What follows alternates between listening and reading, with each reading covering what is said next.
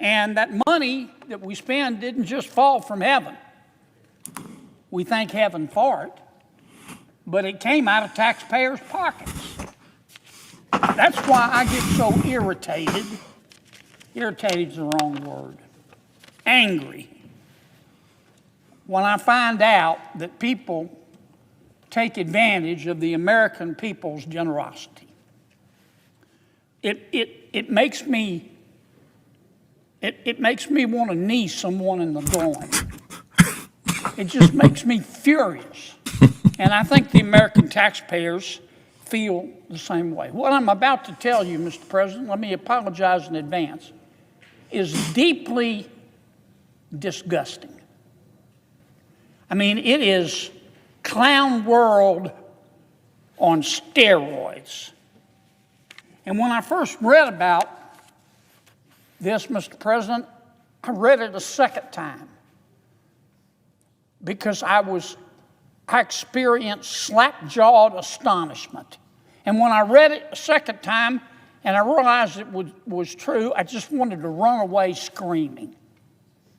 What am I talking about, Mr. President? We have discovered, the federal prosecutors have discovered, that for the last 5 years, there has been massive welfare fraud in the great state of Minnesota. Massive. Over $1 billion of American taxpayer money. That's crazy. Has been stolen. Just stolen. They can call it fraud, but a better term would be stealing. And it is a fact that the kickbacks paid to parents to allow their children to be signed up as autistic, in order to get the federal taxpayer money, the parents were of Somali ancestry. So Senator John Kennedy is going scorched earth over the fraud, the massive fraud, currently estimated at over $1 billion. Another estimate came out that said it was as much as $8 billion.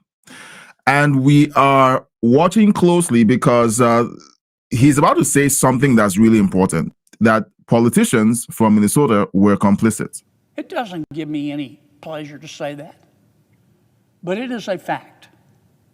And it is a fact that the politicians, not the employees, the rank and file employees and the welfare offices, but the politicians in Minnesota let this happen. It is disgusting, Mr. President. Disgusting. We're trying to put together a budget right now. And we've got state officials in Minnesota, because they wanted votes, that are allowing people in their state who were crooks to steal $1 billion from the American taxpayer. Money that could have gone to people who really were homeless, and children who really were hungry, and kids who, through no fault of their own, really were autistic, instead of stolen, a portion of which allegedly was sent to a terrorist organization in Somalia. Man, these people ought to all be put in jail, including the politicians. Makes me want to stick my head in an oven. Senator John Kennedy. He is possibly my favorite senator right now. Now, essentially, he's saying that Tim Walz and Ilhan Omar need to be in prison. If you agree, let me know in the chat. And while you're here, okay, whenever the stories are being covered or commentary is being covered, if you agree, use an emoji. You don't have to type lengthy messages to express yourself. Just use an emoji, okay? Dip your toe in the water, okay? You'll like it, all right? Now, we're going to follow the money. We're going to follow the story, because here is Senator John Kennedy itemizing, while I had to cut out a bunch of detail that he put in there, but essentially there have been cases of fraud that have been discovered, and he details the timelines. And if you want to watch the full video, it's right there on the internet. You know, he basically details everything. Now, it's being discussed on the Senate floor. And what's the reaction of the representatives from Minnesota? What's the reaction from the governor? Last week, we saw his reaction, and it was quite hilarious, if you recall. Now, while all of this is going on, Fox News releases a report that essentially says that in the middle of all this fraud going on, okay, that is essentially happening from within the Somalian community, it has been revealed that Ilhan Omar's net worth has exploded from $65,000 in 2020 to $30 million in 2024. That's a 46,000% increase, with some figures placing her near 40 million in 2025. Now, we're going to watch this report and then give me your thoughts in the chat. Well, now investigators are tracking the web of fraud to other Minnesota Democrats, such as Congresswoman Ilhan Omar. Many of the suspects linked to the scheme live in her district, including a restaurant owner who hosted events for her. He has since been convicted of stealing $12 million in COVID funds. Now, we're going to watch, I think the restaurant owner, I think he's the owner of the Safari restaurant. We're going to watch the video covering how she was hosted there, and she used it as a springboard for some of her campaigns. And now it has also come to light that some investigation took place, and it revealed how deep the fraud goes. Because it's insane that all this has been happening for years. Officers from our Fraud Detection and National Security Directorate, working in teams, have conducted over 1,000 site visits across the Minneapolis-St. Paul area as part of this operation. What they found should shock all of America. Focusing on a list of over 1,000 target cases involving more than 900 individuals, our officers encountered blatant marriage fraud, visa overstays, people claiming to work at businesses that can't be found, forged documents, abuse of the H-1B visa system, abuse of the F-1 visas, and many other discrepancies. Over the course of the operation, our officers found indication of fraud, non-compliance, or public safety and national security concerns in nearly a little less than 50% of the cases interviewed. Now, you're going to start hearing accusations of racism and Islamophobia, when the evidence presented before us is that this singular community has essentially been a hub of all kinds of crime. Now, you might say, well, that is the same for many other communities. Look, let's not try to do this, okay? Let's not do this. This is a math problem. When you look at one community within a general community in the city of Minneapolis, and you see that this one community has been responsible for the large-scale fraud, large-scale immigration fraud, and all kinds of criminality, you can't start gaslighting us to say that, oh, well, you're pointing this out because you're racist. This was an investigation carried out, and these are the results of that investigation. We found troubling patterns with the Uniting for Ukraine program that should have raised serious concerns under other administrations, such as an individual filing to sponsor more than 100 aliens. So Somalis, and I guess he's still referring to the Somalis. Somalis were running a scheme as well, the Uniting for Ukraine program, and they still dipped into the funds raised for that. Interesting. Organizations sponsoring hundreds. We are continuing to investigate these cases.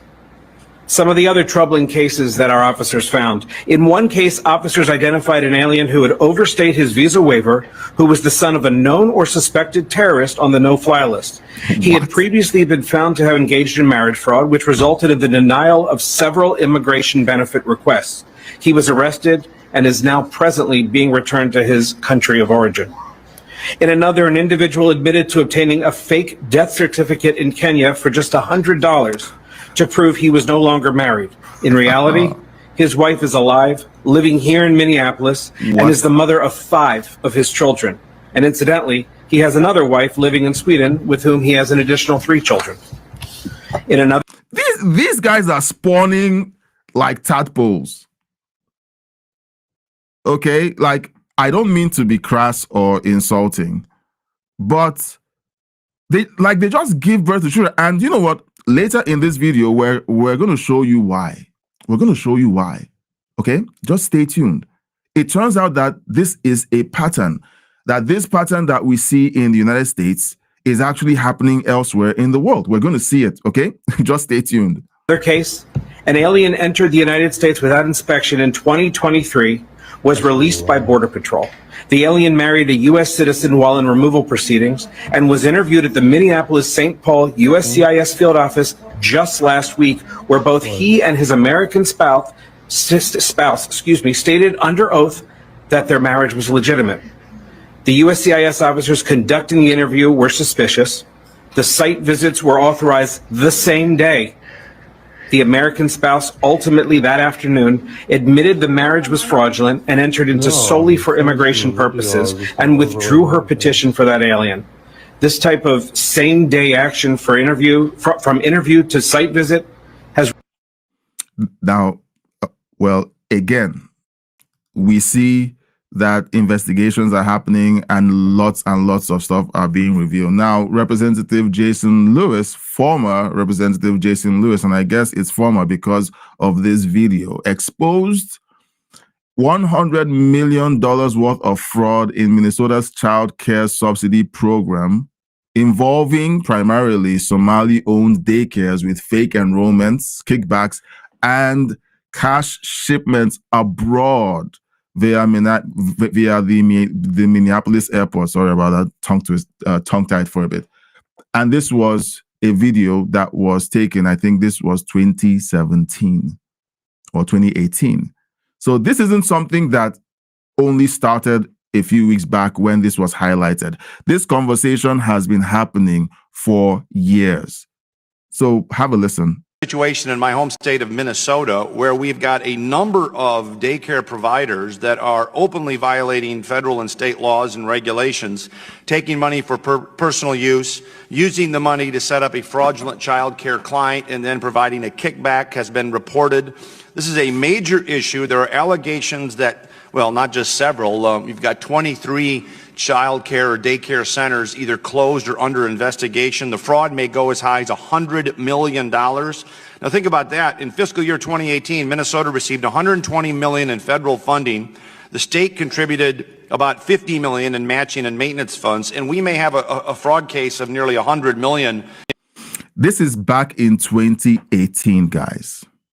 Now, Senor Mustachio says, bring back Minnesota's flag.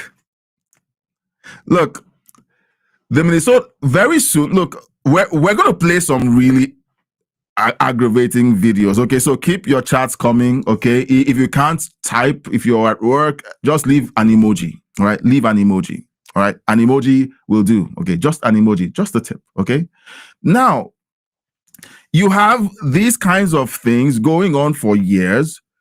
Politicians sweeping it under the rug, and the question will always be why? How come this was happening and nobody did anything about it? In this state, with money then being transferred out of the country via MSP Airport. This is a big issue in my home state of Minnesota. Can you share with me what your agency is doing to investigate this? And I'm just wondering if we could not come up with some form of stricter enforcement to monitor the states that are receiving these funds to make certain that there's some sort of oversight here. Thank you for your testimony today. I yield. All right. So this was back in 2018. This isn't new. What's the connection between this fraud and the politicians from Minneapolis? And in case you didn't know, Ilhan Omar is a politician from Minneapolis. And here she is. Now, do you remember that restaurant that was pointed out to have been involved in the fraud and the owner was indicted? All of this is connected. The Somali community is connected. Okay? And Ilhan Omar is right in the middle of it. So here she is at that restaurant, okay, doing an event. horta aad iyo aadaan ugu faraxsanahay in maanta safari it's aan in- soo and gaarnay sorry, there's a sida dadka badan subtitle. ay u og yihiin Now, there's a subtitle. And guys, let me know in the chat, is it okay for people to move to your country and refuse to speak the language? They lived there for years. According to Ilhan, she was 8 years old when she moved to the United States. How old is she right now? Okay, I guess she might be over 40 years old or more. And she still communicates with the people from her former country. I would like to be respectful and say former country, but essentially, as we're going to keep watching, we will see that she doesn't consider the United States her country, because as far as she's concerned, everything she does is for Somalia. ciyaalkeena yaryar ilaa iyo number la eg 20 milyan oo ciyaal iskooley ah waxay cuntadooda ka helaan iskoolka kaliyo marka waxaan fursad u helnay in aan sharci soo gudbino. All right, so there she is, smack dab in the middle of the food program. All right, the Feeding Our Future program that just got roped into this multi-billion-dollar fraud scheme. All right, there she is. Now, Senator Kennedy has said openly that anyone involved in this fraud has to go to jail, both the businesses that ran the fraud and the politicians who covered it up. And Ilhan Omar essentially is one of these politicians. Now, what does she have to say for herself? Okay. When it's pointed out to her during an interview on Face the Nation that President Trump pointed out her community, here's how she reacts. So there are 80,000 people of Somali descent in your state, but the president has been very focused, not just on them, but on you. In this extraordinary cabinet meeting, he said Somalis, quote, come from hell. They complain and they do nothing but bitch. Take a listen. These are people that do nothing but complain. They complain. And from where they came from, they got nothing. We don't want them in our country. Let them go back to where they came from and fix it. Thank you very much. And by the way, I agree. His vehement agreement from his cabinet members there. I just wonder what the reaction is in your district to have that from the highest office in the land. It's disgusting. It's Really? completely disgusting. These are Americans that he is calling garbage. And we feel... Sorry, I need to cut in here. Only 60% of the population, the Somali population in there, are American citizens. There's a large percentage of people in there who don't have the right paperwork, whose visas have expired, and a lot of them are being investigated for immigration fraud. So her going on air and laying a blanket statement like these are all American citizens that he's referring to, she's lying. Like you know it and I know it, she's lying. like there is an unhealthy obsession Really? that he has on the Somali community, and an unhealthy and creepy obsession that he has with me. I think it is also really important for us to remember that this kind of hateful rhetoric and this level of dehumanizing can lead to dangerous actions by people Really? who listen to the president. And 95% of the Somalis in your state are U.S. citizens. Yes. Just for clarity there. Yeah, so Face the Nation giving Ilhan Omar a softball interview and helping her along to say, well, you know, here's the statistics of those who are U.S. citizens, just to clarify the point. So who's running the interview, or is Ilhan Omar now a part of the Face the Nation crew? Essentially, left-leaning media is the mouthpiece of the Democrat Party. We all know it. All right. Now, Ilhan Omar accused President Trump of calling the Somali people garbage, calling American citizens garbage. But she didn't have anything to say when Joe Biden said this about Donald Trump's voters. Or Puerto Rico, where I'm in my home state of Delaware.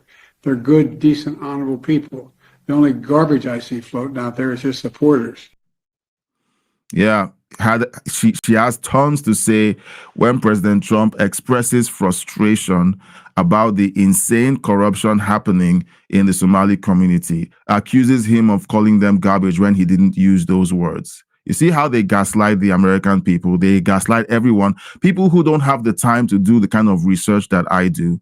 They just tell you this is what he said, and because you don't have the time to skim through the speeches or listen to entire cabinet meetings, you believe them.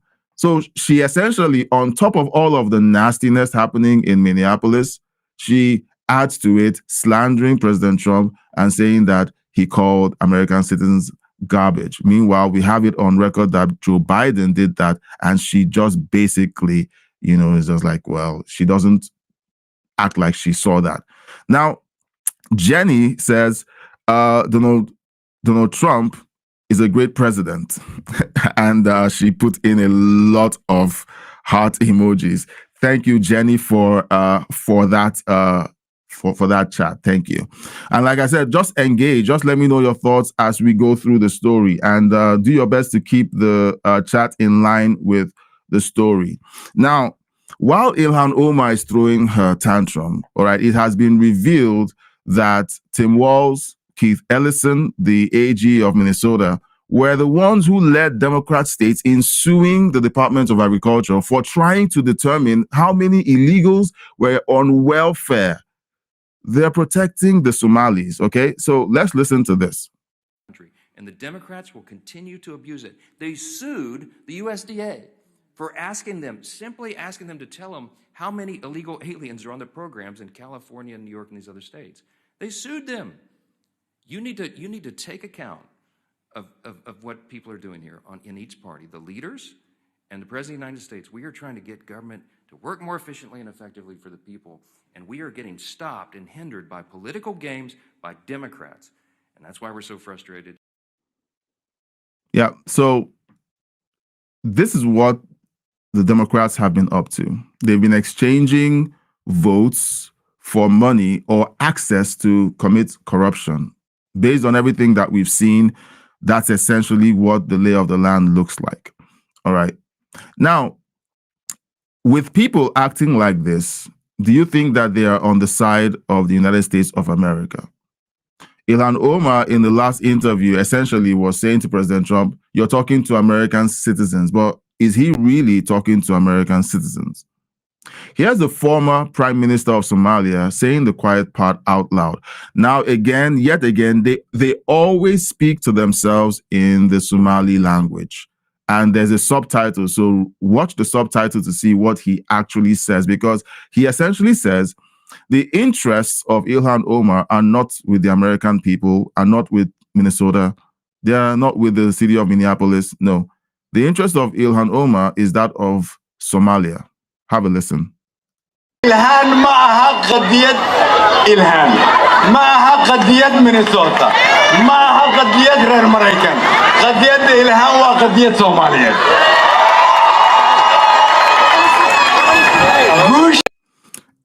Essentially, the success of Ilhan is the success of Somalia.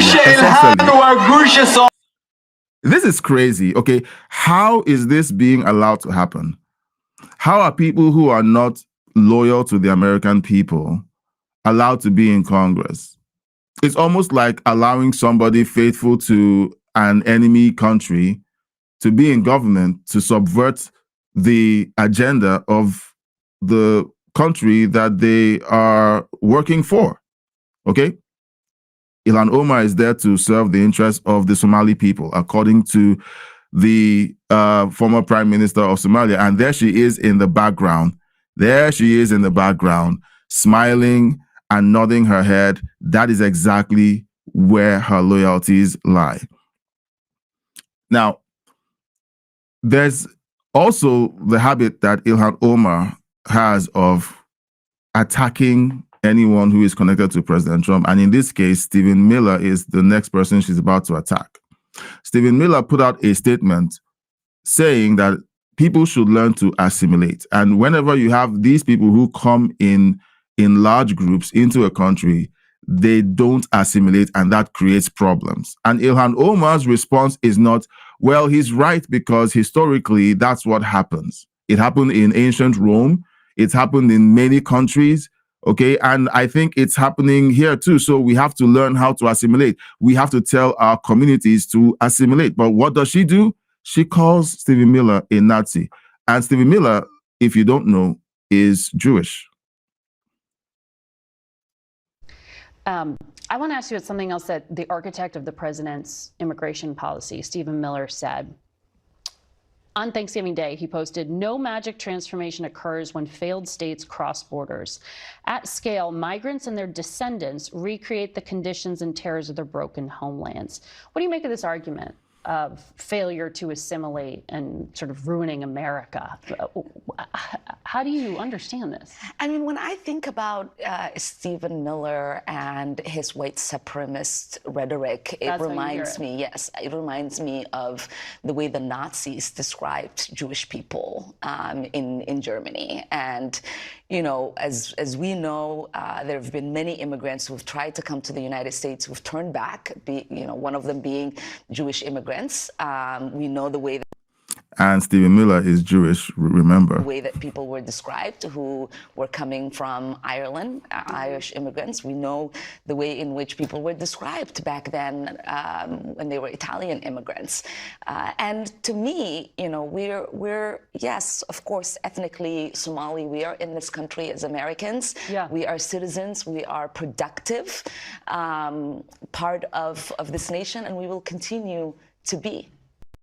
So what Ilhan Omar is saying, which is a very dumb take, is that the Somali community is very productive because they have generated so much corruption. That is the thing that they produce, and corruption is very beneficial to the Democrats. That's how productive they are as far as she's concerned. Now, let me point something out. So in case because whenever they come on these shows and they try to give you a history lesson, it's more of revisionist history. Because what tends to happen is this. They tell you how the Italians immigrated and were treated the same way, how the Irish immigrated and were treated the same way, how the Jewish immigrated and were treated the same way, and you know how this is more of the same white nationalist attitude that you see in the United States of America. That is not true. All right. These three groups that she mentioned earlier did one thing that the Somalis aren't doing. They integrated. Within one generation, they had taught all of their children to speak in English, got them educated. They were well integrated and assimilated seamlessly into American society. They've produced lawyers, doctors, engineers. They've produced top-ranking politicians, and they've also produced assets in the military that have fought in the nation's wars. What have the Somali people done? They've essentially flooded Western countries. Now, this may be sounding like a hit piece on Somali people, but no, it's not. It's just evidence to show that everything that we're being told by mainstream media and being told not to say that corruption is happening from these people, and listening to Ilhan Omar claiming that when you're being given facts that it is a Nazi propaganda smear on the Somali people, is not essentially the truth. In every country where the Somali people have gone to, they overwhelmingly rely on government welfare. Right. So let's watch this report and just look at the numbers. Look at the numbers.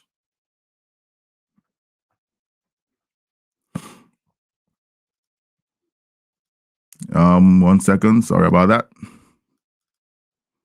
When people criticize Somali foreigners in Western countries, here are a few things to keep in mind. In Norway, 27% of Somali-born households do not rely mainly on government assistance. In Sweden, 36% of Somali-born adults are either employed or in education. In Denmark, 31% of Somali immigrants and their descendants are not on public benefits. These are just a couple things to remember during the discussion of whether or not we should let more third worlders in the United States. All right, so the video isn't showing up on my screen. So let's just break down these numbers. In Norway, 73% of Somali immigrants are on government aid.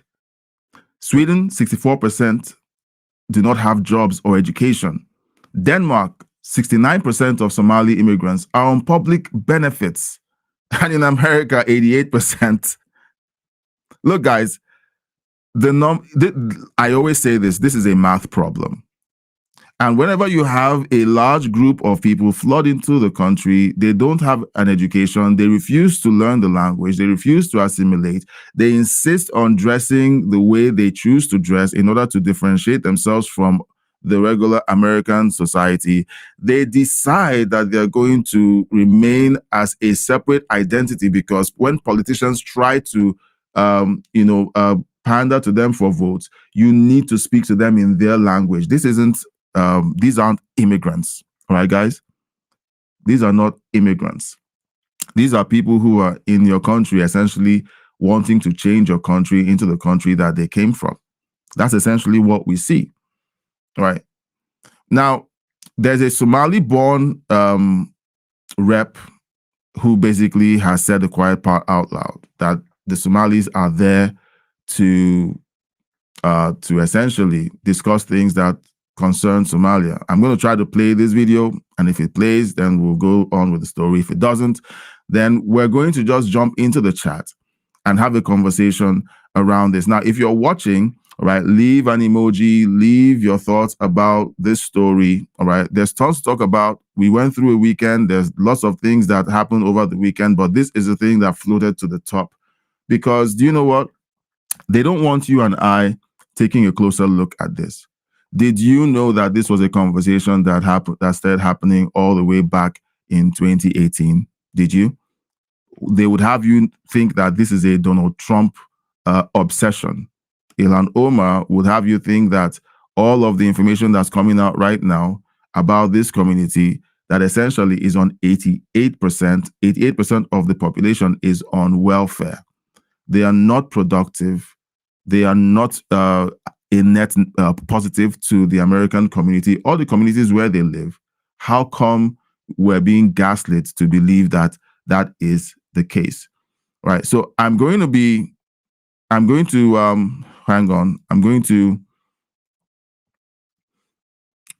play this video. All right.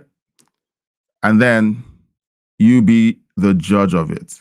Because at the end of the day, the question is, why are the American people asked to put up with this?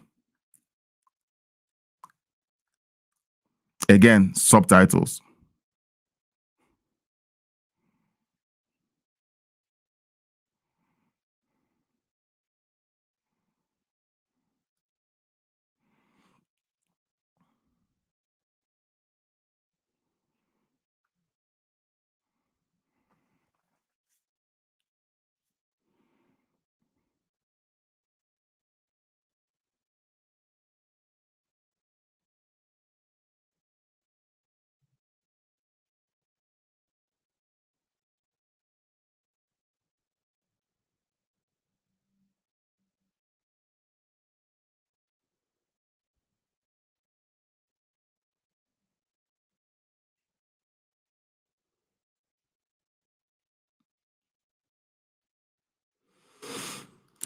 So you've read some of the subtitle. Here's what he's saying. Okay, this is a Somali-born Ohio rep.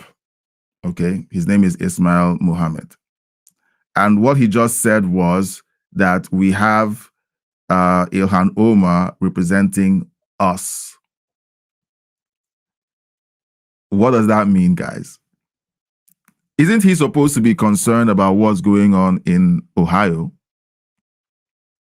Isn't he supposed to be more concerned about the constituents he represents in Ohio? No. As far as he's concerned, Ilhan Omar doesn't represent Minnesota.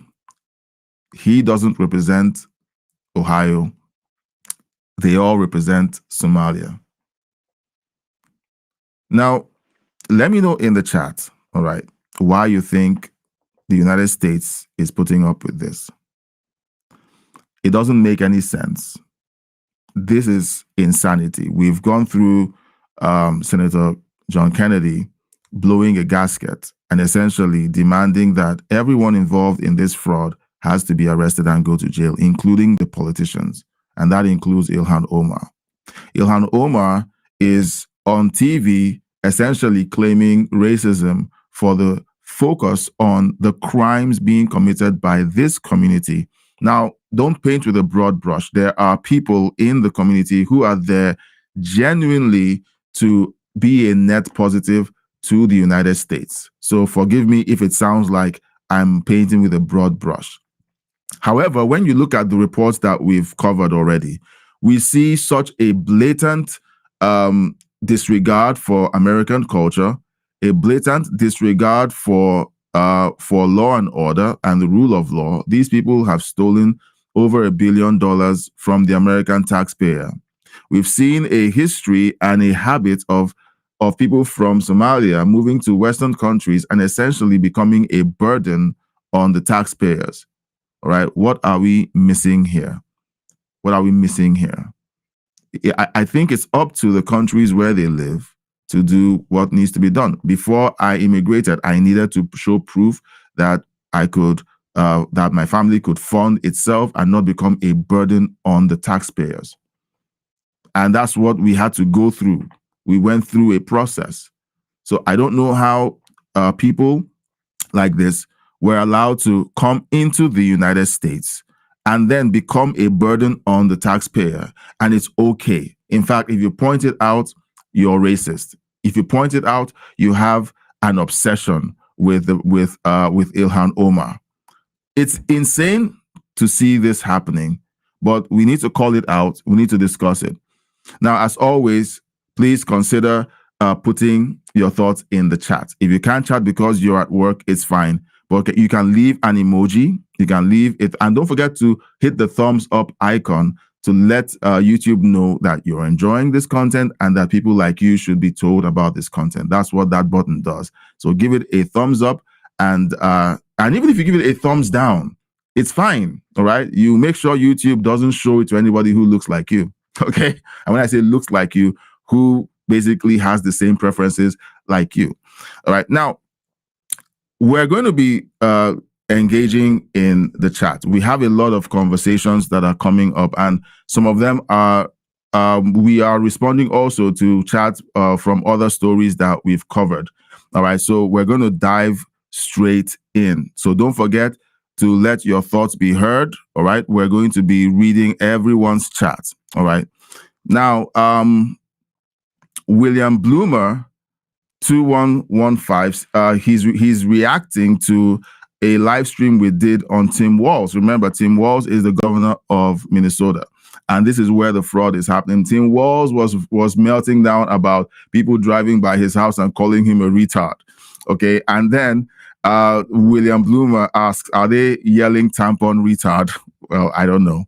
I don't know if they did. The report doesn't say that. Brian Britz 8679 says, so I guess Elmer Fudd's out of the question. I don't know who Elmer Fudd is. Can anyone throw some light on who Elmer Fudd is? I have no clue who Elmer Fudd is. Again, on the same story on the fraud in Minnesota, if the Chicago government is a corporation, okay, basically, he's responding to Brandon Johnson's statement saying that he's running the largest corporation in Chicago, or in the state of Illinois. And Patricia is saying, if the government is a corporation, then the CEO should be fired immediately because the city of Chicago is being run in a horrid way. Patricia says again, A country that has language that is not carried uniformly across it cannot communicate to all the people. This leaves people in the dark and confused about what the leaders are saying. And that is essentially what's going on with these communities that insist on holding on to their languages. The Jews came in and they stopped speaking Yiddish. They switched over to English. They insisted that their children speak English because they came and they wanted to be American. They didn't come to change America into wherever they came from. They came to become Americans. These Somali people don't want to change. They're holding on to their language. They're holding on to their dress codes. They want to change America into the shithole country they came from. All right. I'm Nigerian. I have no interest in changing this country into where I came from. I like the food where I came from. I enjoy some of the things that happened there. But you know what? I am not trying to bring all of that here. So when I see other Africans trying to do that, it infuriates me. It's like, what on hell? I left the third world. I escaped the third world. I don't want to see that nonsense here. All right. So I'm sorry. I'm getting animated because I am genuinely upset. Whenever you see these people trying to create these enclaves, we want to speak our language. And if you insist that we learn your language, you're racist. Look, go back where you came from. We don't want you here. We don't want you here. It's true. We don't want you here. I know that white people feel very caged about insisting that people stop speaking their language, especially in the workplaces.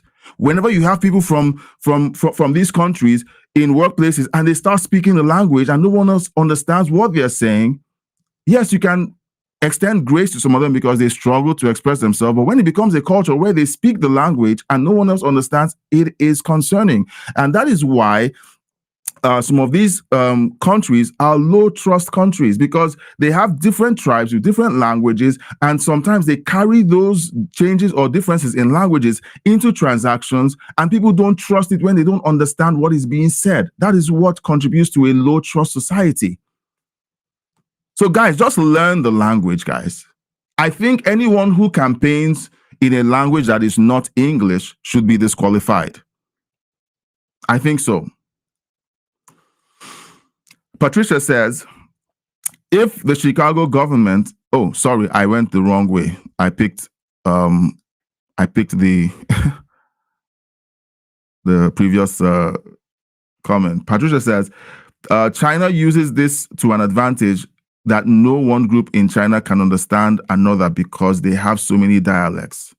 No one can communicate to another group what they like or do not like. I did not know that.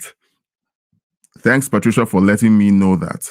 This issue of language is very important. I come from Nigeria. We have different tribes, over 20 tribes with different languages, and some of them have sub-dialects. It's hard to trust anyone who you don't understand. This is a huge issue, guys. Patricia says, they cannot communicate to even carry on business with each other. A country divided like this cannot survive and will fall. So don't let it happen to the United States. That is my position. Right? So what do you think? What do you think of Patricia's take? Put your thoughts in the chat. If you can't talk, leave an emoji. All right? Leave a heart emoji, thumbs up emoji, thumbs down emoji. Let's know what you think.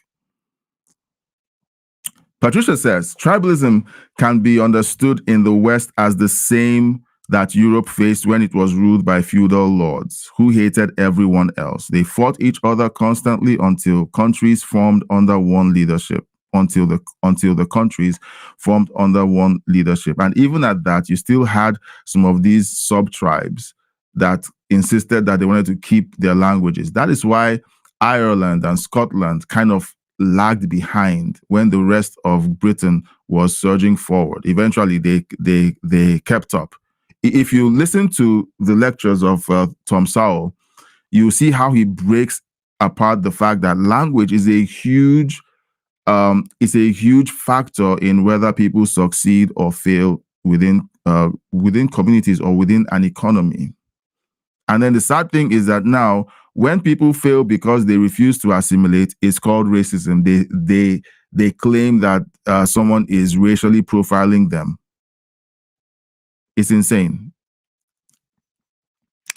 Patricia says, they are people operating as a foreign operative. That is, look, guys, if somebody is in your country, refuses to assimilate, insists on speaking their own coded language, what do you think about that? Would you trust a contract drawn up in a language you don't fully understand? That's why I said this is an issue of high trust or low trust. All right. Canary King says, greetings, Canary King. Great to see you on the chat. Great to see you on the chat. All right. So,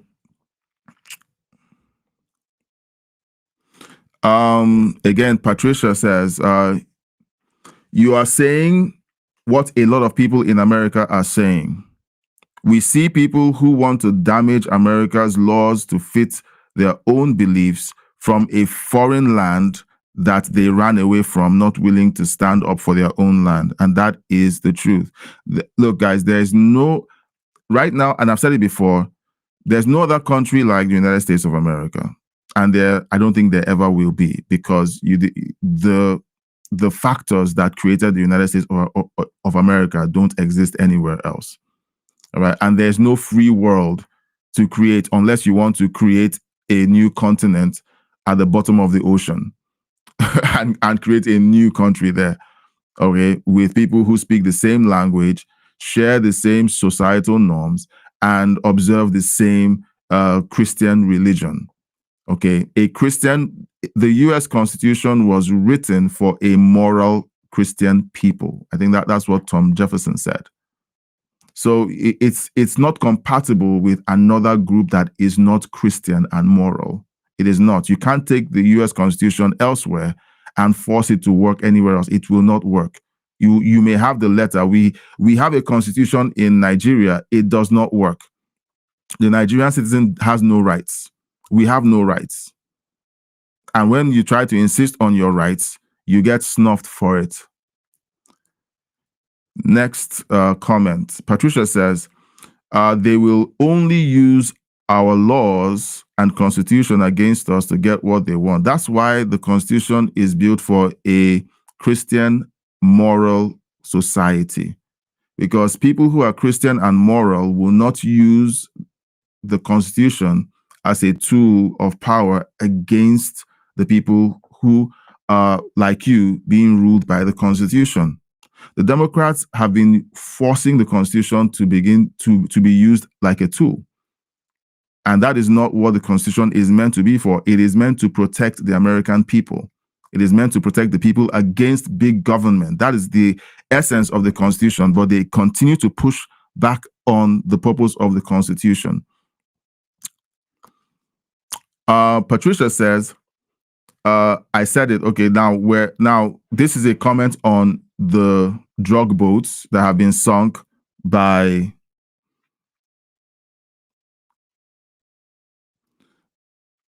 this is a comment made about the drug boat that was sunk, and people are screaming that Pete Hegseth committed war crimes. She says, I said it, sink the boat. If it didn't sink, hit it again. If the survivors had stayed in the water, they would not have been killed, and they would not have been picked, and they would have been picked up. Yes, because that is the ethos of the U.S. military. Okay, if someone is alive and survives, they will pick you up. But if you try to climb into the vessel that is meant to be destroyed, you will definitely be part of the collateral when a second hit is made.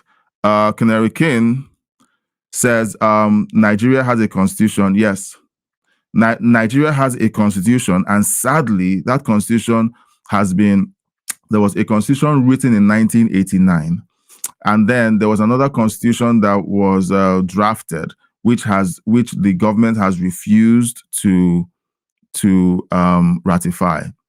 All right, so essentially, they have what is called a constitutional congress. The Constitutional Conference, not Congress, conference is whenever they have people who represent the different tribes coming together to discuss how the Constitution can be molded into a form that is acceptable to everyone. Now, there was a recent edition of the Constitution, which was essentially people claimed was acceptable to everyone, every tribe in the country, and they have refused to ratify that version of the Constitution. And I believe that that version has been available and has been awaiting ratification for maybe over 10 years. Okay. Canary King says the U.S. Constitution was based on the Iroquois Constitution. It's called the Great Law of Peace. It has been proven over the ages as a federal system, and it works. Yeah, like you've stated that before. My quoting the statement of Tom Jefferson is just incidental. The mechanics of how the Constitution was put together, is something to be observed. And look, we just need to tell the truth. If the founding fathers studied the Iroquois Constitution and learned from it, and a few other things, look, we need to just put it out there and state it. It's no sweat off anyone's back unless you have an agenda. Canary King says, let's be truthful. Nigeria doesn't have a constitution. They don't. And and that's why I had to clarify, because if someone from Nigeria hears this live stream and says you're lying, here's the Nigerian constitution, I'm like, well, that is not a constitution as far as I'm concerned, because it is a document that doesn't protect the rights of the Nigerian citizens. There's this guy who stood up on the Senate floor in Nigeria when he was confronted. Of course, he was trying to defend the fact that President Trump had clearly stated that the United States would intervene on behalf of the citizens of Nigeria who were being slaughtered by the Islamists. He stood up on the floor of the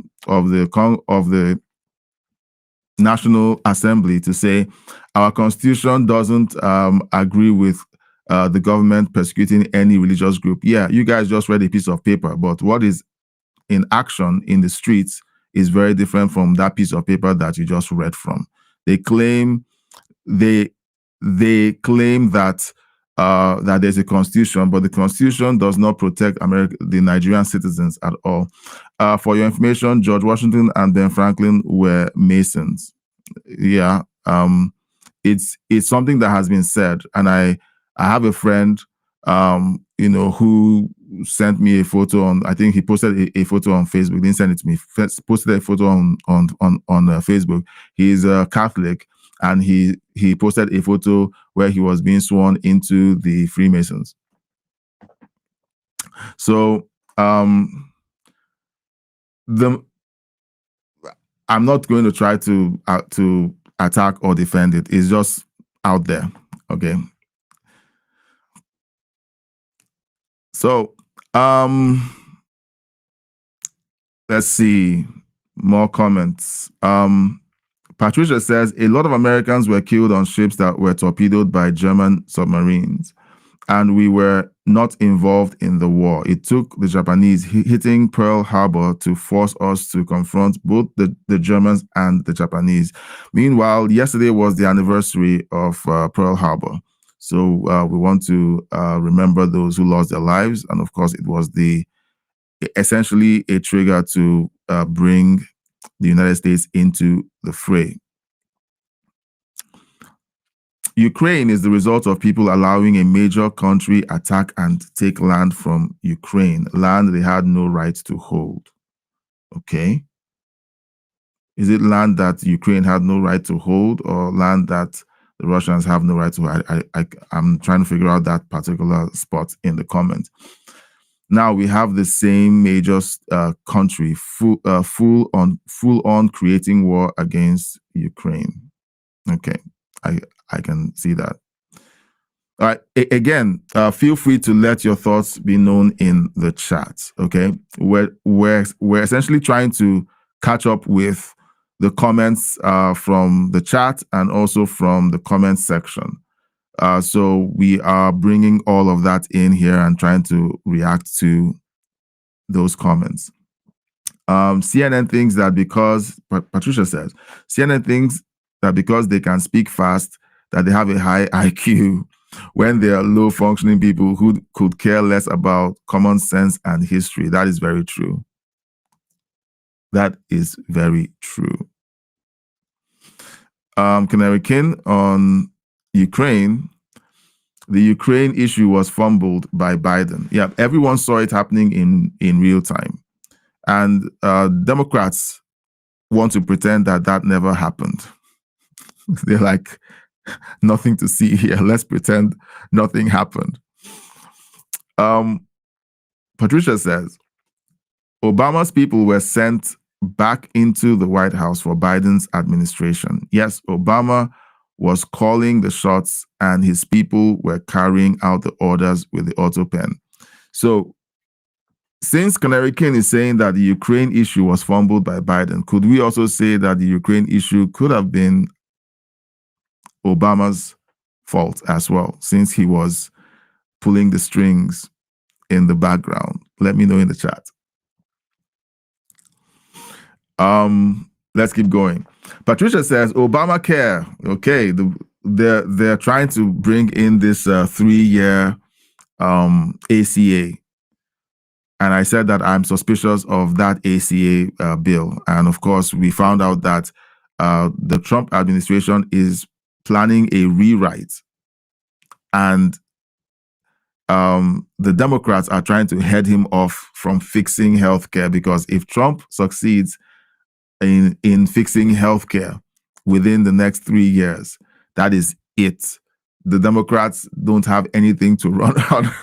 Okay, because I'm sure that they'll be running on, he's taking healthcare from Americans. Ooh, we're so distraught. Ooh, that's what basically they are going to be running on. Oh, and he's Nazi. That's basically their plan for both the midterms and for the next presidential election. Obamacare was the most unconstitutional bill ever passed in Congress. No one read it. That means we, the people, were not represented in the vote to pass it. I saw a video where Nancy Pelosi was asked, what's in the bill? And she said, we have to pass the bill first before we know what's in it. Yep, I saw that video. And if you doubt me, then we can find the video, because it's I think it's in my hard drive. I can find it. Patricia says it should send to the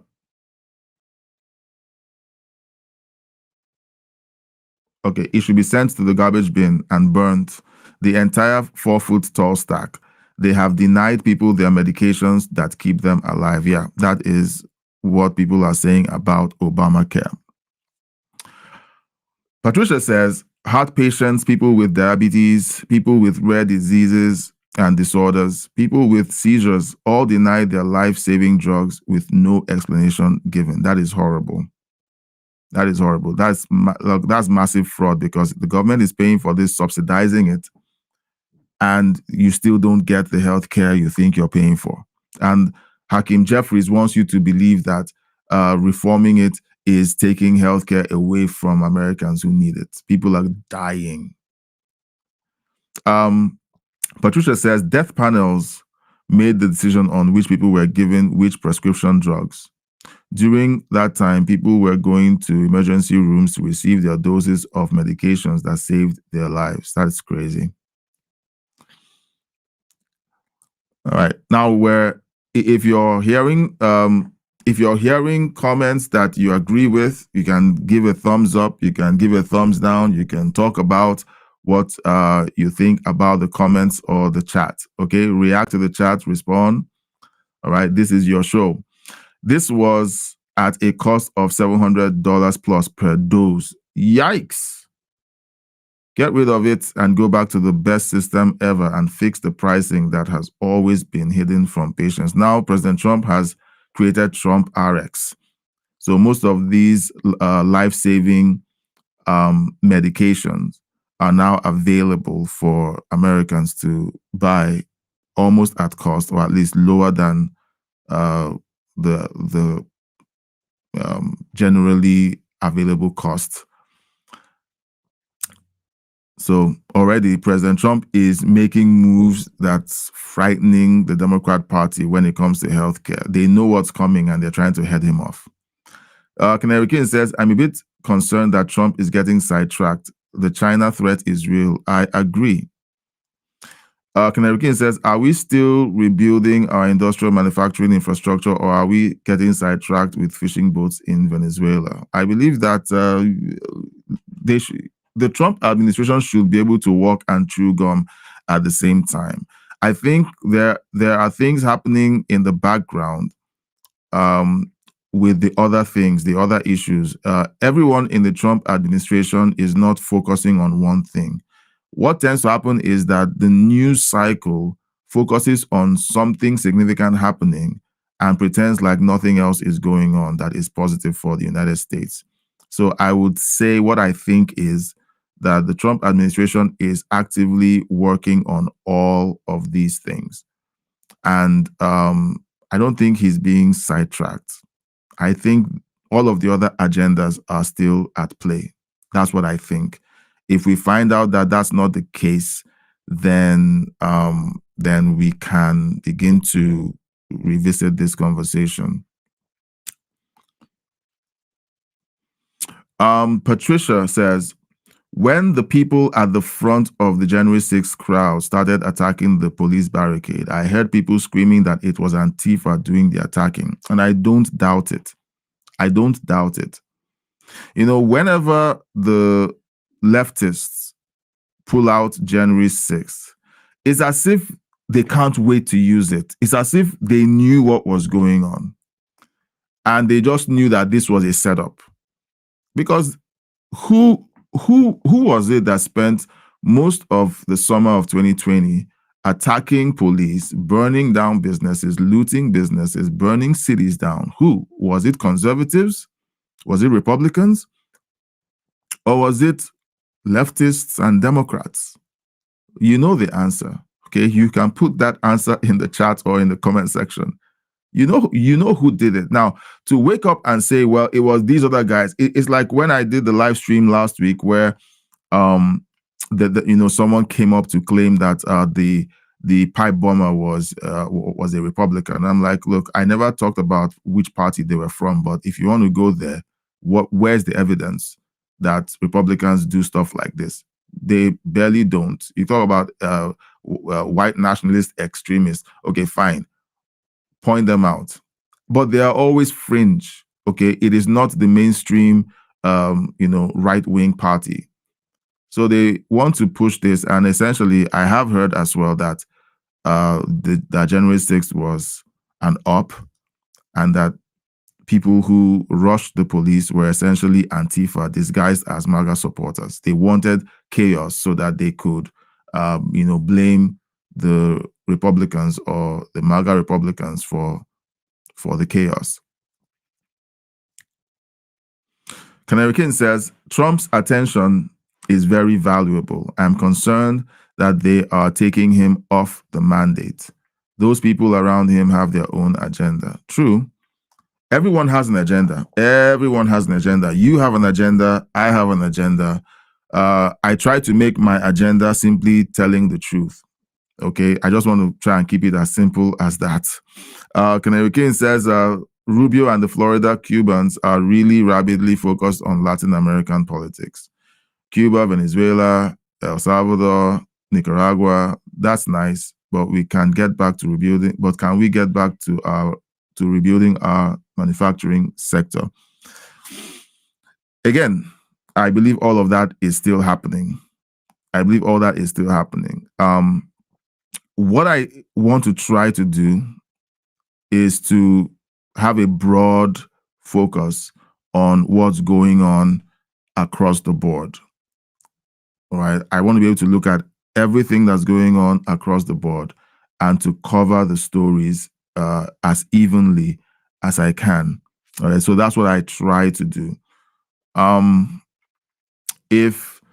If there's something going on that is fringe, for example, the issue of corruption, we basically focused on the corruption happening and some of the statements made over the weekend by Ilhan Omar and some of the things you don't essentially see being covered about what's going on in the background with the Somali community, with the reason why this fraud was not uncovered. How long has this fraud been going on for? Like, these are questions that people need to have answers to, because whenever you get home from work, kick back with a drink in your hand, whether it's water, juice, or a beer, and then you sit and you're watching the news, you're trusting the news to tell you what exactly is going on. But many times they leave out some of these details, and you really need to take out time out of your busy schedule to do some research for yourself.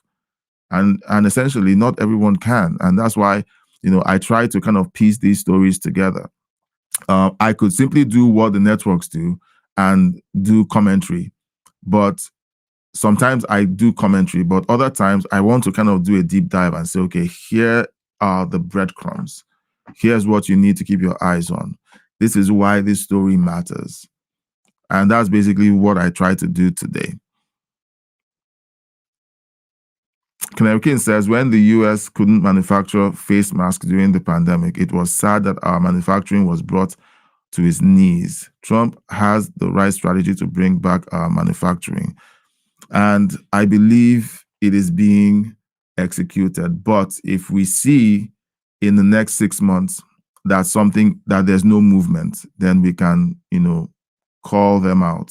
Because we need to call them out and say, look, we believe that this was going on. How come nothing is moving in this direction? Let's see. Patricia says, still continuing on the January 6th setup. Later, a man in Utah was arrested after he made a post on social media that he was a member of Antifa sent to D.C. to infiltrate the Trump supporters and start a riot at the Capitol. That story was never a headline across the country. I did not know about that. Guys, Patricia does her research. She does her research, and she has some scary information, okay? I am not someone who likes to pander to credentialism, okay? It took a while before any of you knew that I studied in the medical field. I don't like credentialism. I actually despise credentialism because of what I've seen it do in Nigeria. But Patricia is former military. She figures these things out. And whenever she talks about these things, I tend to kind of pay attention and say, okay, that's freaky. Do you know what? There was a time we were having a conversation, and while she was talking, I had my Google tab open, and I was Googling everything she was saying, and she was rattling off stuff, and it was like accurate. I was like, okay. She said, Patricia and Canary King are eager to start a conversation that leans towards some other conversation topics, like aliens, UFOs, Area 57, and so on, and a few other things. And I'm eager to go that way. All right, I'm eager to go that way. We're yet to kind of have a consensus on how that's going to work, but we are definitely going to be doing that. Okay, now we've hit the hour mark, and we'll be back tonight. All right, we'll be going over the stories that are developing. We're going to be engaging you guys in the chat. We're going to be talking about so many things. The afternoon sessions tend to be mellow because everybody, look, we are responsible people. Most of us are at work. Most of us are busy with other things. You know what? Today is a snow day. I have almost a foot of snow in my driveway. So I'm going to have to get my son to shovel snow this afternoon, and I'll have my whip. Okay, no, that might trigger some people, but I'm definitely going to be urging him to shovel the snow in the driveway to kind of do what we do, like coming from the tropics and shoveling snow. Like my first winter It was like, oh, this is beautiful. And then the first time I was snowed in, I was like, this is horrible. My second winter, I think there was one time, was it the second or third winter? I had 4 feet of snow in my driveway.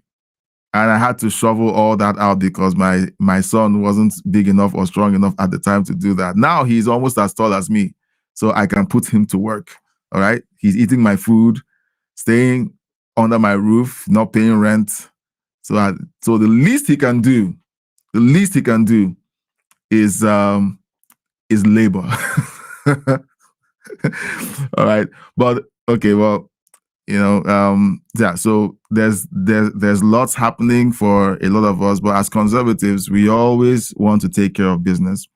We want to take care of our families, our loved ones. We want to take care of business. We're running our businesses, or we're at work. So afternoon sessions tend to be, mellow, unless I'm talking about something that is like really incendiary, and people jump into the chat to, speak their mind. Today's news is really, do people really care about what's going on in Minnesota? All right. Do people really care about what's going on in Minnesota? Let me know in the comment section. Honestly, I do. I want the West to remain the West. Okay. And what I don't I don't mean I want the West to be white. If you're going to be multicultural, all right, that is not good for the West. There is a culture that has built up the West. Anyone who comes into the West has to adopt that culture, that ethos. So when I hear multiculturalism, all kinds of alarms explode in my brain. There is a culture that built up Manhattan, New York, that built up the United States. Okay.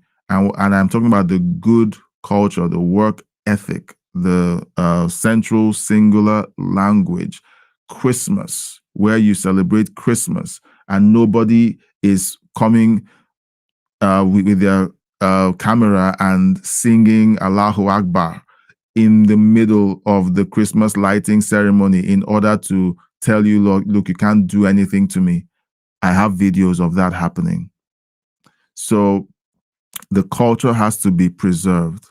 It has to be, the sanctity of Western culture has to be preserved. Anyone who is pushing against Western culture being maintained and calling it white and racist have an agenda. They want to assume control of the things that Western culture has built. That is all they are trying to do. They can build nothing. They can create nothing. All they do is, like President Trump said, bitch and moan about how they are not the ones in charge. They can't build anything. Canary King says the West is way too broad. You mean the US? You have to unpack it. Okay, it is worthy of being unpacked. Whenever we say Western culture, okay, it does involve the culture that stemmed from Europe, because the pilgrims, okay, the settlers who came to North America, to the United States, to the colonies that eventually became the United States, all came from Europe. All right, a few of them came from the Netherlands. Most of them, a large number of them, came from England. Some of them came from Ireland and Scotland later. And then you have a handful of them coming from Germany. And then a handful were French, but I think that was the offset of the French in the Louisiana area and so on. Like, they all came together, but they all had a value that was essentially molded by Christian values in Europe. So that's what I mean. Whenever I say Western culture, that Western culture that came in to North America formed the foundation and the basis of the culture you see in the United States. That is why we watched Ilhan Omar talk about how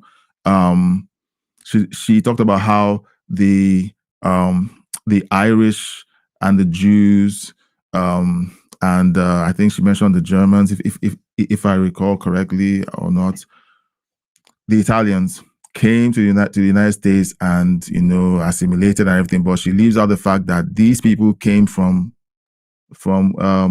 Western Europe. They all had the same similar general values, Christian. Okay, they were all from Western Europe, and they could essentially come in and then integrate. Canary King is, let's see, American culture is not Western culture per se. There are some overlapping areas. They are overlapping, but whenever, I agree that they are overlapping, and American culture is very different because after the settlers came, it evolved. Like there was an evolution, so that, but the base was always the culture that was established in Europe. All right, they didn't come and erase everything they did or learned from Europe. They built on top of it, and then they modified some of the things. They didn't have an elite class.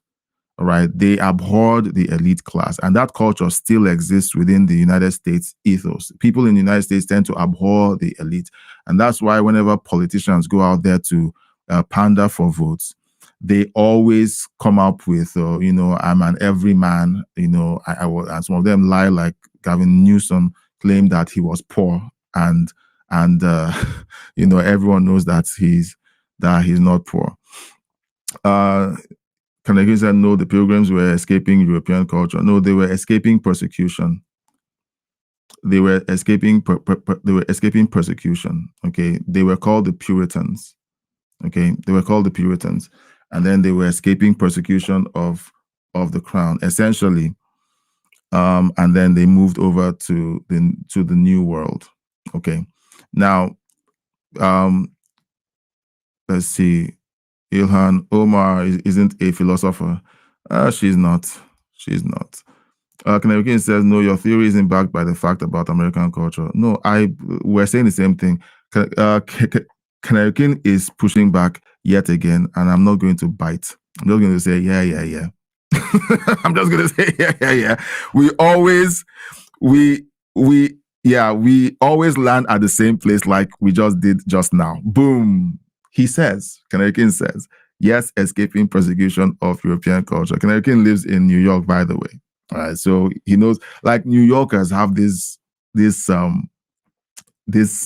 fire in them. Like, there's always a fight somewhere. All right, that's what I think. I might be wrong, but people from New York have an edge to them. There's always a fight to them.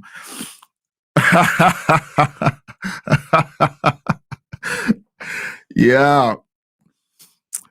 Yep. I won't bite. I will not bite. Canary King, always a pleasure having you here. Well, missed you for a couple of days last week, but I always knew that you were shadowing the live chat. All right. So if you're watching and you've enjoyed the show so far, please consider leaving a comment. Consider hitting the thumbs up button. Say, I like this video. And then, look, I didn't get sucked in today, Canary King. I have gotten skilled. I have upped my skill level. Oh, yeah, usually. Look, you guys are training me on how to be good at this, because by the time we have 50 people, okay, who are similar to you, not exactly like you, but are similar to you, and are trying to get me to take the bait, I have to be able to, in real time, not take the bait from 50 people chatting at the same time, trying to get my attention and trying to get me into a conversation. Look, let's work on that show where we talk about Bigfoot, Area 51, or we decide to debate our perspectives on these topics. All right. Now, I am not very keen on debates. I like to share ideas, but when it comes to debates, it's like I don't want to look. I'm a weird kind of person. Sometimes I enter into conversations and it's like I want to win this conversation, you know, but only because the facts I have are valid. But if it's an argument for the sake of argument, I just shrink away from it and say, look, no, I would rather not have that argument. I want to come away from the exchange believing that I learned something and that I was able to provide value to the other person. So I think that's the way I feel genuinely on the inside.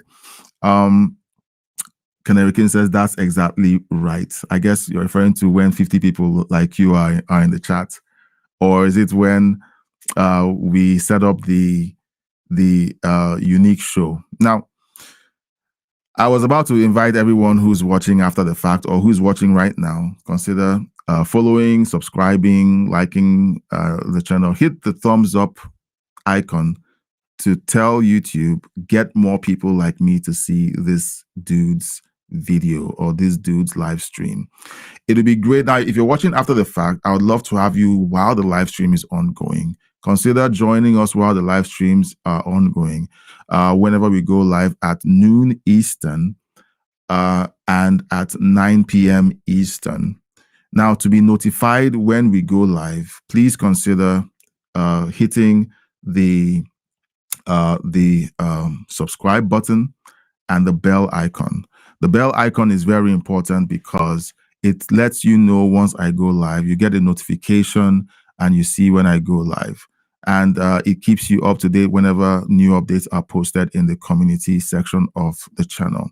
If you feel like you enjoyed the content and you want to support truth-telling and content creators like me, consider leaving a donation either by leaving a super chat or by a super thank in the comment section if you're watching after the fact. These donations help keep the channel going. It helps me keep the lights on. It justifies the copious amount of hours I spend in researching the stories, trying to make sure that I'm telling you the truth and not a narrative. And if you feel like you want to partner with me to keep this going, consider becoming a member of the channel. To become a member of the channel, you can use the link in the description of this live stream. It takes you to the members sign up page, and you can choose a package to support me on, from the lowest tier membership to the highest tier membership. I'm hoping to be able to create more value for members. I was thinking of doing a members only live stream over the weekends. I want to be able to give you guys massive value and massive engagement, access to me like no one else has access to me. And I would love to be able to do that. So if you feel like that's something you want to do, please consider becoming a member. However, donations are welcome. Your eyeballs are welcome. Okay, just keep watching. If you can't donate or do anything financial, your eyeballs and your chats are very important. So if all you do is put emojis in the chat because you can't type anything, or you agree, disagree, you don't have to, say much. Just give a thumbs up or a thumb down. You agree with what I'm saying, okay, jolly good show. You don't agree with what I'm saying, okay, fine. We're having a conversation. You don't have to. This is not a cult. This is not a cult. We have conversations. Canary King and I do this regularly. If you watch the last 5 minutes, you could see Canary King trying to get me into one of our epic conversations. We've had epic disagreements, okay, during the live stream, and we love each other. Like, we're good, but he likes to set landmines. He sends these comments and it's like, okay, I'm agreeing. And then he ropes me into well, this is where you're wrong. And I'm like, okay, I can either take the bait and start arguing this point, or I can sidestep and move on. And I've learned how to sidestep Canary Kings. But some days I choose to dive in. Okay, so I believe I will be diving in when we start having these special episodes. Plus, we have a call-in feature. We have a call-in feature that I am desperate to activate, but I can't activate it when the chat is not as active as it should be. I don't want to put out the call-in feature and people in the chat aren't essentially fired up enough to have a conversation. But beyond all of this, I want this to be a family. I want this to be a family. Let this be your quasi family. Okay, it's a quasi family. It's like, this is my family when we're talking about news, politics, and culture. These are my guys. These are people that I can fight with. I can even call them names, but they are my people. All right. That's what I want to be able to create here. And that means that we should be able to have deep conversations beyond just the news. Tell me how you're feeling. And you know what? I didn't even ask, how rude of me. How was your weekend? How was your weekend and how is your lunch going? Because this is your lunch break for a lot of people somewhere in North America. And this is the end of the business day for a bunch of people in Europe and also Australia. I'm sure you guys are in bed already.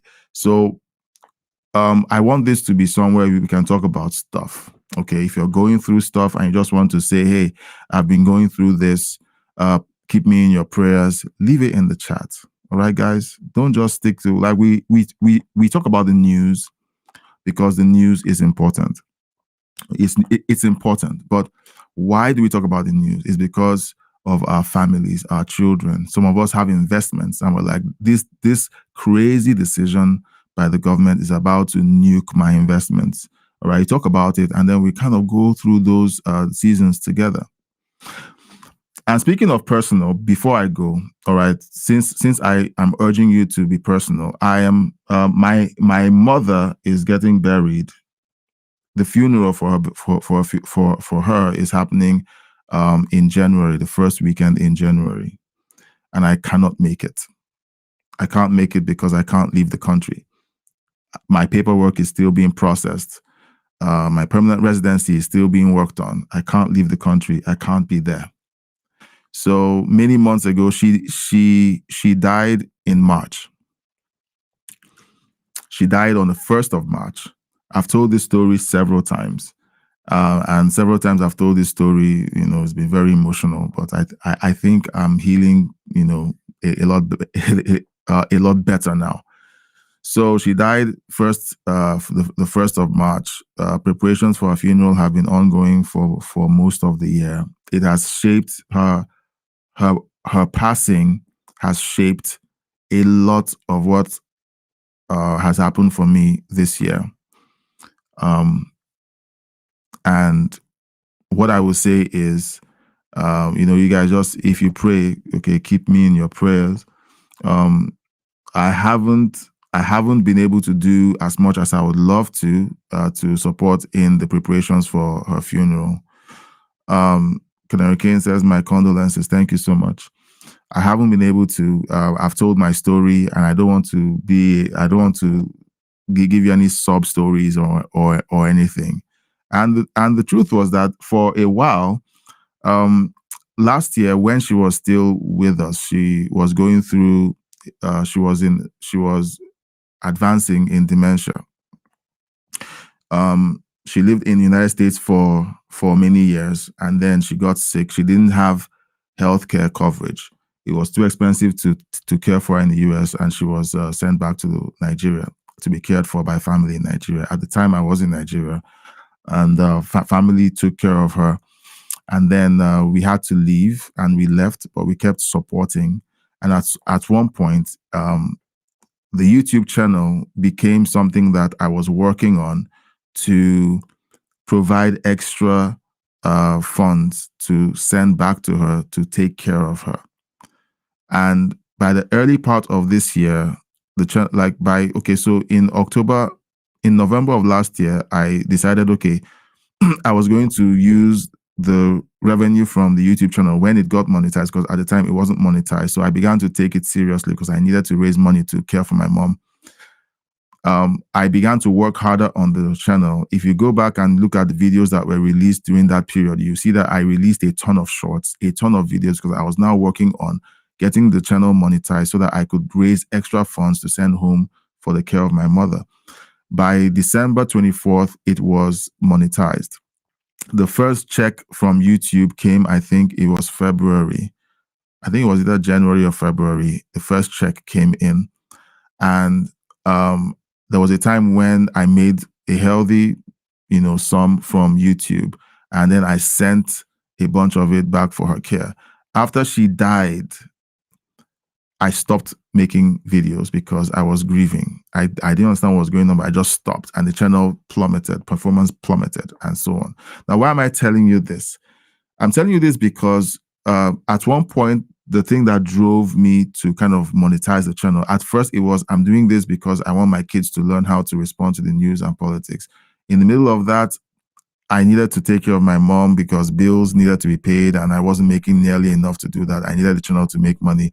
I put in extra effort so that it would be monetized, and then it got monetized. I was able to send some of that money for, towards her care.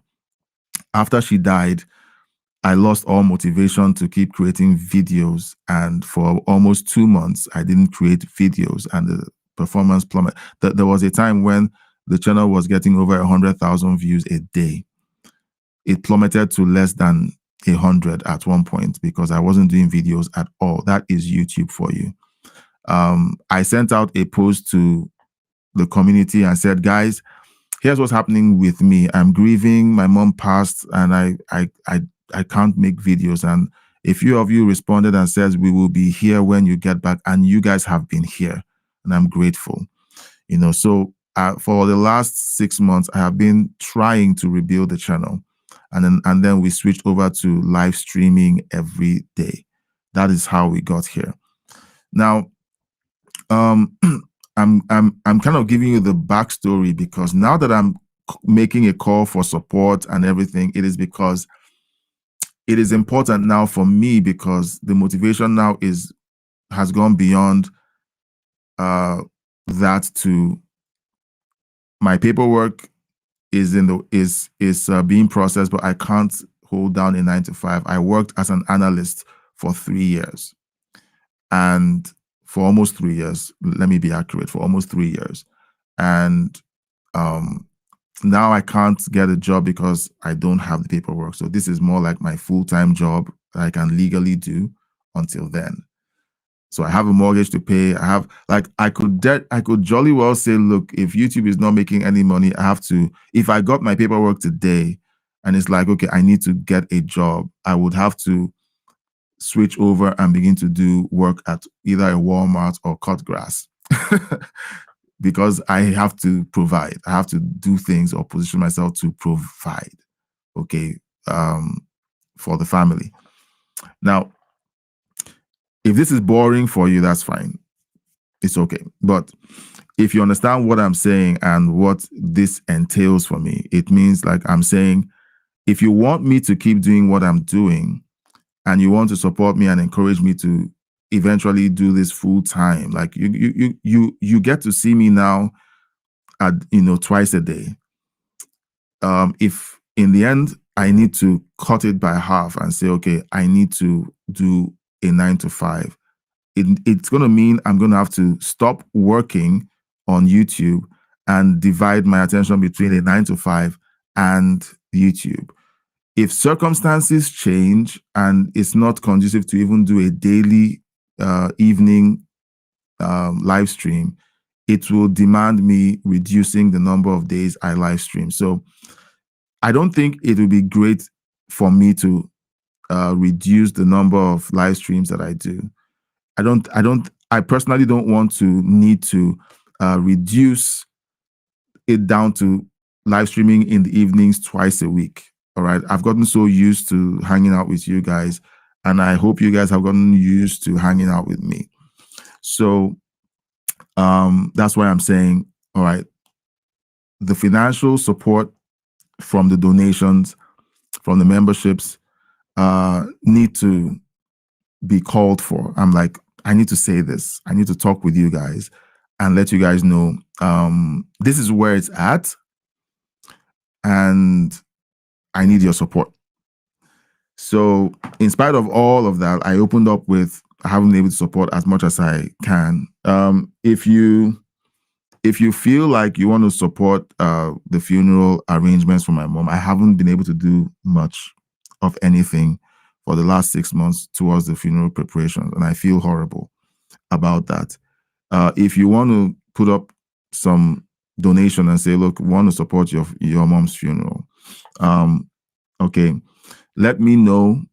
If anything you're donating. Now, I don't, if you put something in through the super chat or super thank, I won't be able to access that those funds until possibly the 21st of December, if everything goes well. I hope I can access them by the 21st of December. That means I should be able to forward some funds to my family to move some of the arrangements forward. If you want to donate towards the funeral arrangements of my mom exclusively, maybe you can leave a donation as a super chat or super thank. YouTube usually takes about 30% of the proceeds, but that's the best I can do. So you can put that as a super chat or super thank donation, and maybe the comment would be for the funeral.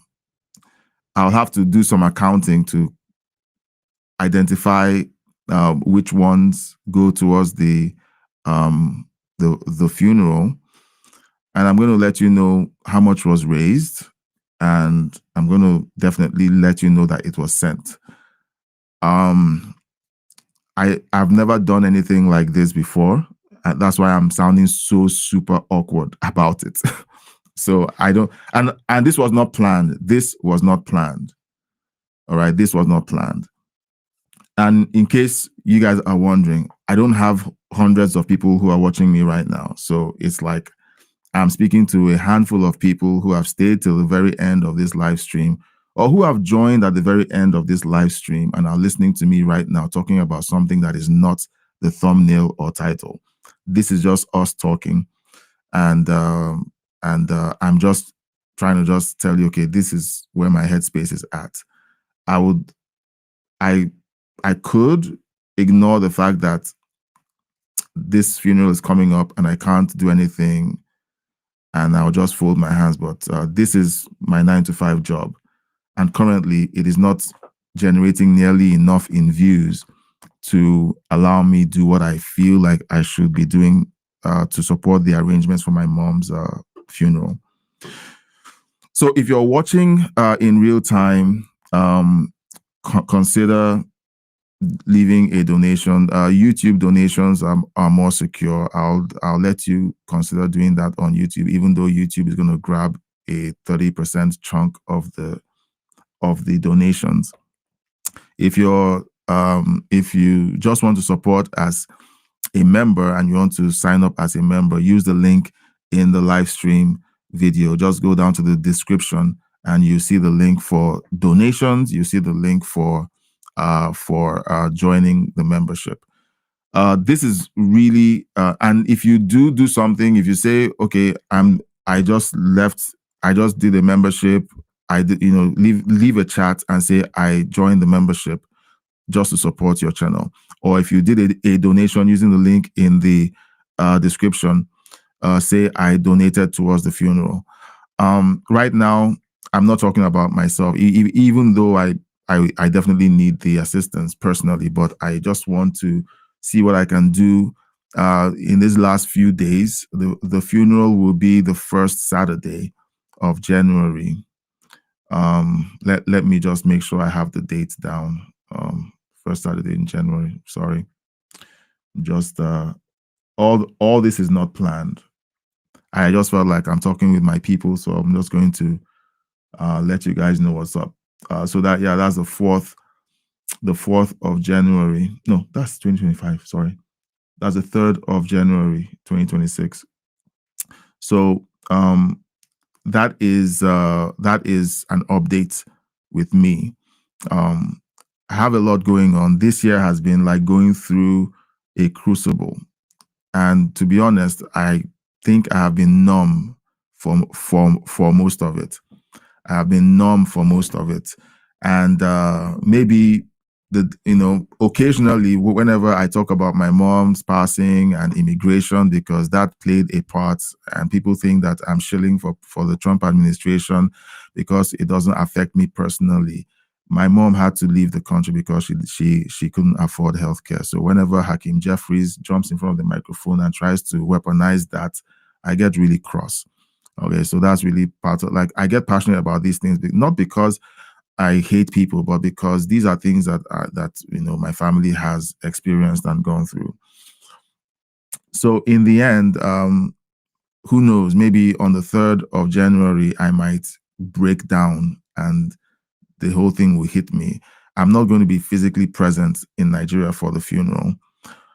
So I might be here, and maybe at some point it will dawn on me, or maybe someone will send me a video, and all the emotions will come flooding back, and then it will just explode out of me. Who knows? Or maybe it will happen on the anniversary of her death, next March. I don't know, but I've been numb for most of it.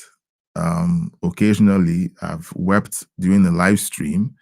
Some of you are either fortunate or not fortunate enough to see me cry on the live stream. You've seen me rage. You've seen me complain. You've seen me talk about other things. You've seen me laugh. Some of you haven't seen me cry, and I've done that during a live stream where I was talking about immigration and how it connects to my mom's passing and everything, and healthcare and everything. So maybe I'm still numb. But who knows? So I just felt that I should include that, because I'm asking you guys to be vulnerable and to share your own struggles and your thoughts and things that might not be completely related to the news. But look, guys, this is a community. This is essentially like a family, and we should be able to kind of talk about stuff, okay, even if the stuff we talk about isn't entirely or directly connected to the news stories that we're covering. So this is just me kind of opening the floodgates of topics that are not essentially related to the news, but for us to just talk about stuff that that may matter to us. Okay, so that is me just doing that, and doing it at the very end of the live stream isn't I could have opened up the live stream with a pan open, panhandling for donations, but I just didn't plan for this. I just wanted to come up, hang out with you guys, and just tell the news. But once I said, you guys, let's talk about things that matter to you as well, it would be disingenuous for me to ask you guys to do something that I haven't done. So consider doing that yourselves as well. I love hanging out with you guys. Canarican says, hang in there, brighter times ahead. Yeah. And I believe that. I believe that. So thank you guys for hanging out. It's been longer than usual. We're 42 minutes over the hour mark, but we're hanging out, we're talking. And to be honest with you guys, like I keep saying, I love hanging out with you guys, and I do enjoy these conversations that we have. Thank you so much for being a part of this live stream. We're going to be live again tonight, this evening at 9 p.m. Eastern. We're going to be covering stories, and we're going to be having a conversation, and we're also going to be covering comments from the comments section. Thank you so much for being a part of this live stream. And until tonight, God bless you, and I'll see you then.